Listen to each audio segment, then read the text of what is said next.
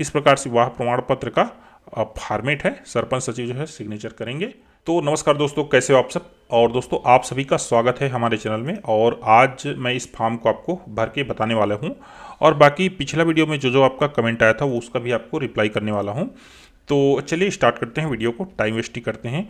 तो पहले बात ये समझ लीजिए, ये फॉर्म आपको ना ऐसे कलर प्रिंट नहीं करवाना है, ज़्यादा खर्च आपको नहीं करना है, ठीक है। इसीलिए मैं जो है आपको देख लीजिए, ये एक फोटोकॉपी वाला फॉर्म है ना, इसमें आज मैं आपको भर के बता रहा हूँ। भर के नहीं बता रहा हूँ, एक्चुअल में भरा भरा फॉर्म है और इसको मैं एक्सप्लेन कर दे रहा हूँ, आपको स्पष्ट हो जाएगा।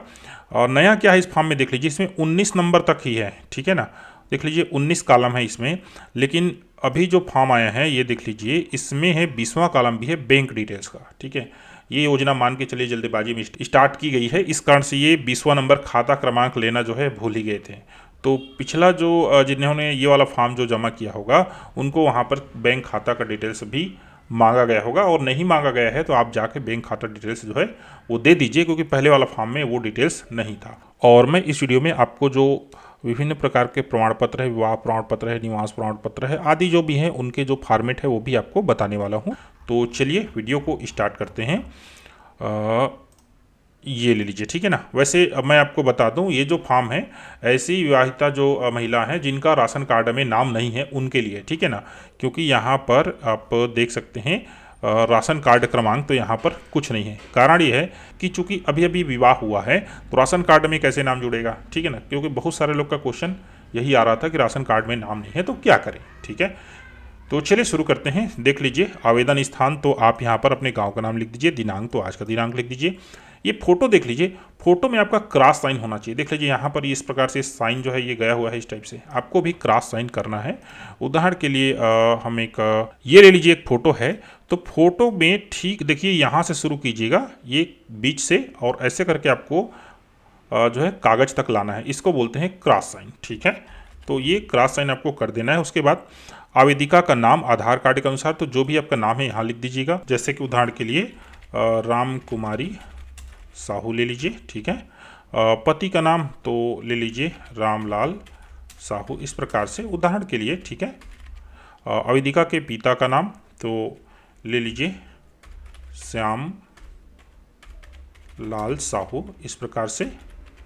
आवेदिका की जन्म तिथि तो जन्म तिथि आपका ये समझ लीजिए 21 साल से कम नहीं होना चाहिए, जो आज के डेट में आप जो फॉर्म भर रहे हो। उदाहरण के लिए 1 जनवरी 2002 लीजिए, ठीक है। तो इससे जो है भी 2024 चल रहा है, 21 साल पूरा हो जाएगा।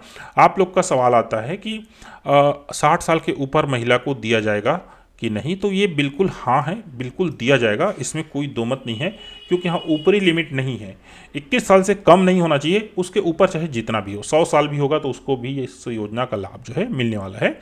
जन्म तिथि के सत्यापन है तो संलग्न दस्तावेज का विवरण तो आपको इन्होंने देखिए फॉर्म में ये संलग्न नहीं किया है, तो आप देख लीजिए जो भी आपके पास डॉक्यूमेंट आपने सबमिट किया है, जैसे मतदाता परिचय पत्र है, 10वीं का अंक सूची है, तो जो भी है आपके पास, उदाहरण के लिए हम जो है मतदाता परिचय पत्र उसको टिक लगा देते हैं। आवेदिका की जाति यहाँ लिख लीजिए, वर्ग लिख लीजिए। अगला है कि आवेदिका विशिष्ट पिछड़ी जनजाति से आती हैं तो यहाँ पर नहीं को राइट लगा दीजिए। यदि हाँ तो श्रेणी पर टिक लगाएं, इसकी ज़रूरत नहीं है। स्थायी पता तो इसको आपको जो है लिख लेना है। उसके बाद आंगनबाड़ी केंद्र का नाम तो यहाँ जो भी आंगनबाड़ी केंद्र आपके में रहेगा वो लिख लीजिएगा। वार्ड क्रमांक लिख लीजिएगा। आंगनबाड़ी केंद्र का कोड तो ये इस प्रकार से कोड आता है, ठीक है। आपको जो है कोड वहाँ पूछ लेना है। क्लियर। आवेदिका का आधार कार्ड क्रमांक तो यहाँ पर 16 अंक का जो रहता है वो भरना है आपको, ठीक है। फॉर एग्जाम्पल के लिए मैं भर देता हूँ 2 3 5 7 5 6 2 3 5 8 4 2, ये हो गया।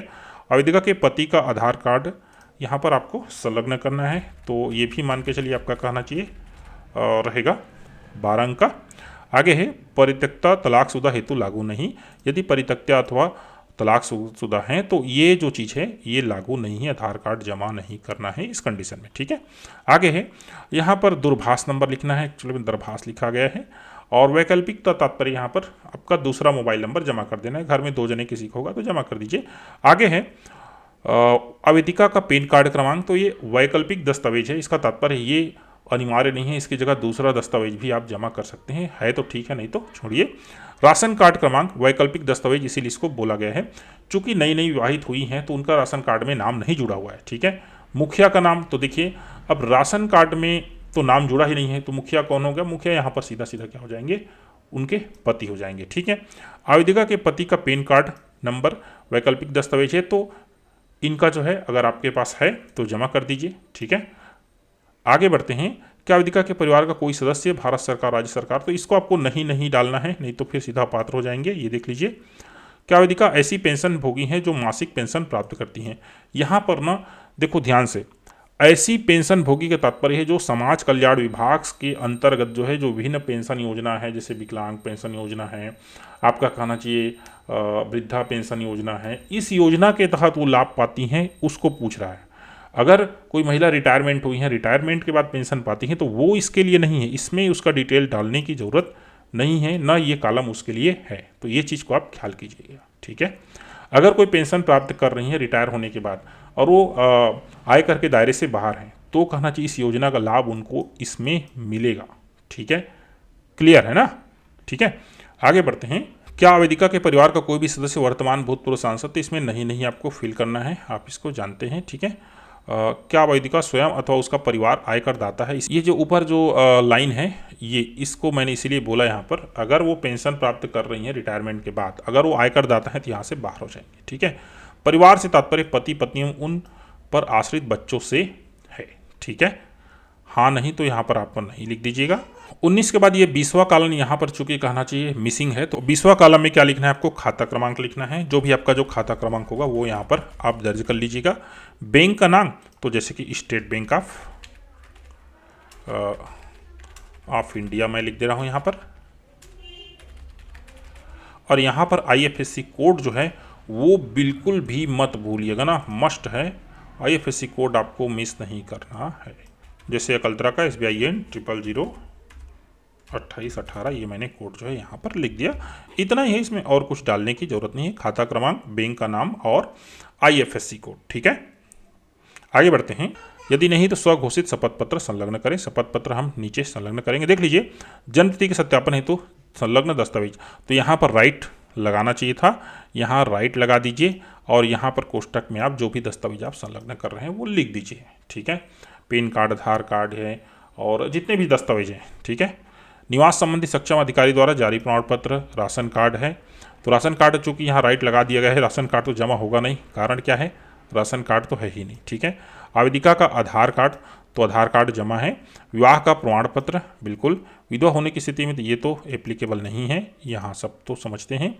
आवेदिका के पति का आधार कार्ड जमा है। आवेदिका के पति का पैन कार्ड नहीं है, ये भी नहीं है। ठीक है, यहाँ हस्ताक्षर बनाएंगे और यहाँ पर एक कहना चाहिए पावती मिलेगा। ठीक है, जिन्होंने प्राप्त किया वो आपको पावती देंगे, लेकिन दे नहीं रहे हैं। ठीक है, अब यहाँ पर देखिए स्वघोषणा पत्र क्या बोल रहा है? मैं खालिस्तान पति, वर्तमान पता हो गया, स्थायी पता हो गया, शपथ पूर्वक प्रमाणित करती हूँ कि क्या है। देख लीजिए, मैं अथवा मेरे परिवार का कोई भी सदस्य वर्तमान में भारत सरकार अथवा राज्य सरकार के शासकीय विभाग, उपक्रम, मंडल, स्थानीय निवास में स्थायी, अस्थायी संविदा के प्रथम, द्वितीय, तृतीय वर्ग के अधिकारी कर्मचारी नहीं है। ठीक है, क्लियर? आपके घर में ऐसा कोई भी कर्मचारी नहीं होना चाहिए ना। याद रखिए, वो आयकर के दायरे से बाहर हो भी, आयकर के दायरे में ना आता हो, उसके बाद भी वो पात्र नहीं होगा, वो परिवार का कोई भी सदस्य, यदि वो कहना चाहिए इस नौकरियों में हो। ठीक है, मैं अथवा मेरे पति का कोई भी सदस्य वर्तमान, भूतपूर्व लोकसभा, विधानसभा का सदस्य नहीं है, उपाध्यक्ष नहीं है।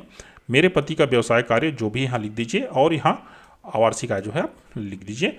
आवेदिका के हस्ताक्षर और यहाँ पर आप नीचे देख लीजिए गवाह के हस्ताक्षर। तो जैसे मैंने बताया था, अपने पड़ोसी कोई ले लीजिए, बशर्ते आपके परिवार का नहीं होना चाहिए। इस चीज़ को ख्याल कीजिएगा, आपसे सीधा ब्लड रिलेशन जो है नहीं होना चाहिए। हस्ताक्षर बना दीजिएगा। अब देख लीजिए डॉक्यूमेंट आपको क्या क्या यहाँ पर सबमिट करना है। निवास प्रमाण पत्र, चूँकि नई विवाहित होकर आई हैं तो निवास प्रमाण पत्र उनके पास नहीं होगा, तो ये 1 रुपये का मिलता है, इसको आप ले लीजिए। उसके बाद यहाँ पर सरपंच सचिव जिनका भी होगा वहाँ सिग्नेचर करवा लीजिए और सबमिट कर दीजिए। दूसरा है विवाह प्रमाण पत्र। तो देख लीजिए, इस प्रकार से विवाह प्रमाण पत्र का फॉर्मेट है, सरपंच सचिव जो है सिग्नेचर करेंगे। ठीक है ना, और ये जो है प्रमाण पत्र वैलिड हो जाएगा। मान के चलिए जो कहना चाहिए राशन कार्ड प्रमाण पत्र है, राशन कार्ड क्या प्रूव करता है? परिवार के लिए, तो विवाह प्रमाण पत्र जो है उसके जगह में ये वैकल्पिक दस्तावेज मान्य हो रहा है, कहना चाहिए। चूंकि विवाह प्रमाण पत्र ये प्रूव कर दिया है कि फलाना व्यक्ति जो है अकलतरी गांव का निवासी है और उनसे जो है ये जो आवेदिका हैं उनका विवाह हुआ है, तो ये प्रूफ हो गया। ठीक, आगे बढ़ते हैं। ये ले लीजिए, यहाँ पर जो है ईपिक कार्ड जो है वो सबमिट किया गया है। उसके बाद ले लीजिए आधार कार्ड सबमिट किया गया है। उसके बाद ले लीजिए बैंक का पासबुक सबमिट किया गया है। और उसके बाद ले लीजिए आयकर दाता पैन कार्ड जो है पति का है तो कर दीजिए, नहीं है तो मत कीजिए। ठीक है दोस्तों, यहाँ पर आप किसी नगर पालिका नगर निगम क्षेत्र से निवास रहते हैं तो यहाँ पर जो सरपंच सचिव का सिग्नेचर है उसकी जगह वार्ड पार्षद है उनका सिग्नेचर हो जाएगा, बाकी सब वही है।